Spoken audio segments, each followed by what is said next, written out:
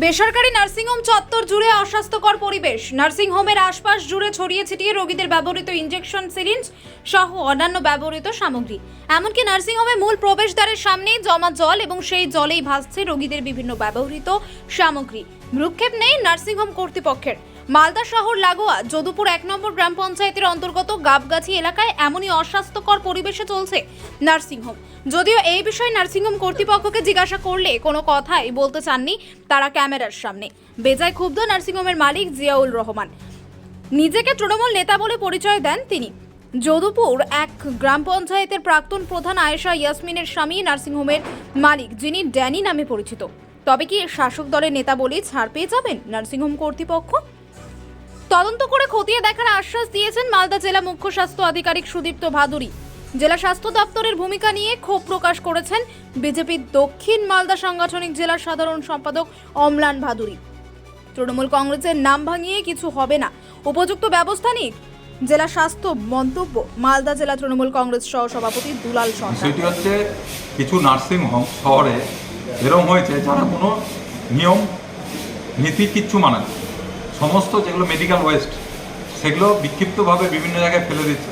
এর ফলে সারা শহর জুড়ে রোগ বিসুখ ছড়াচ্ছে। জেলার স্বাস্থ্য দপ্তর চুপ করে বসে আছে। তাদেরকে বলতে গেলে তারা বলবে যে আমরা ফাইন করছি, কথা শুনছে না। এরকম অবাস্তব কথা জেলা স্বাস্থ্য দপ্তর বলছে। আমাদের এটা মনে হচ্ছে যে তিনি নিজেকে যে স্বঘোষিত তৃণমূলের নেতা বলেছেন, বাস্তবিকে তিনি তাই। এবং সেই তৃণমূলের ভয়ে জেলা স্বাস্থ্য দপ্তর চুপ করে আছে।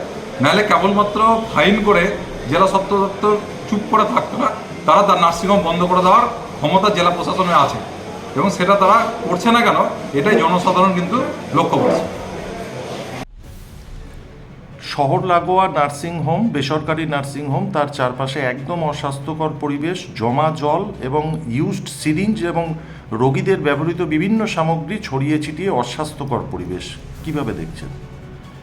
দেখুন, বিষয়টা হচ্ছে যে কোনো একটা নার্সিংহোম যখন লাইসেন্স পায় তার 3টি কাগজ অবধারিতভাবে আমাদের জমা পড়ে।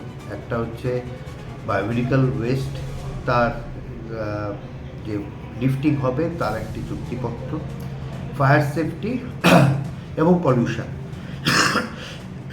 যে অভিযোগটা আসছে এটা দুটি নিয়মকে লঙ্ঘন করে। এক হচ্ছে বায়োমেডিক্যাল ওয়েস্ট, অর্থাৎ এই যে সিরিঞ্জ, এগুলো প্রত্যেকটা বায়োমেডিক্যাল ওয়েস্টের একটি নিয়ম আছে।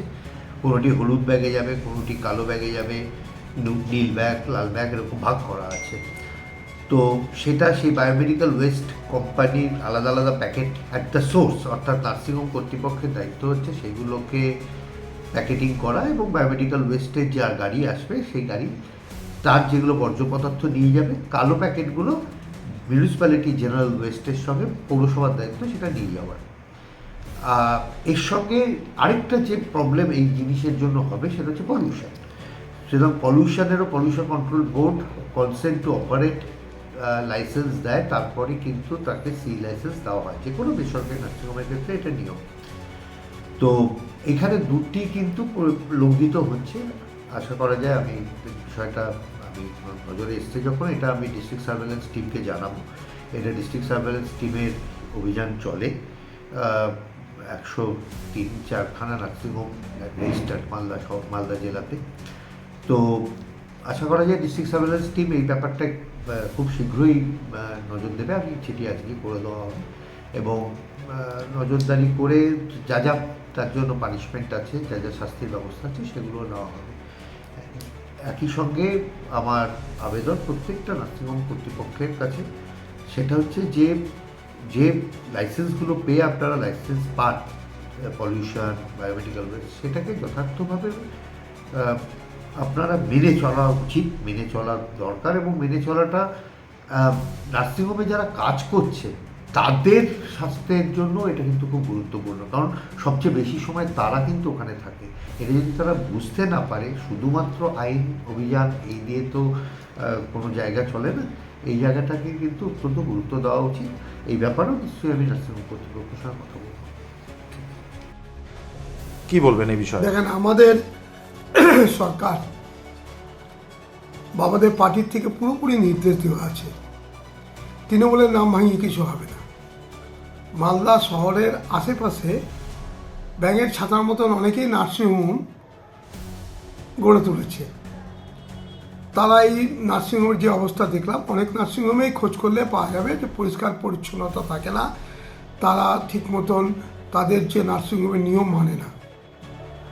আমাদের মাননীয় মুখ্যমন্ত্রী নির্দেশ দিয়েছে, বারবার শুনেছেন, ডক্টর, নার্সিংহোম এদের অবহেলা থাকলে এদের বিরুদ্ধে ব্যবস্থা হবে। তো মালদার সিএমএস সাহেব উনি লাইসেন্স দেন, উনি যেহেতু গ্রামেও শহরের ওনারা কেন এগুলোকে বন্ধ করছে না, কেন পুলিশের কাছে যাচ্ছে না, কেন লাইসেন্স অবরোধ করছে না, সেটা সিএমএস সাহেবই ভালো করে বলতে পারবেন। ওনার কথা কিছু বলার নেই যে ময়লা হয়েছে, শুনছে না, এসব কথা চলে না।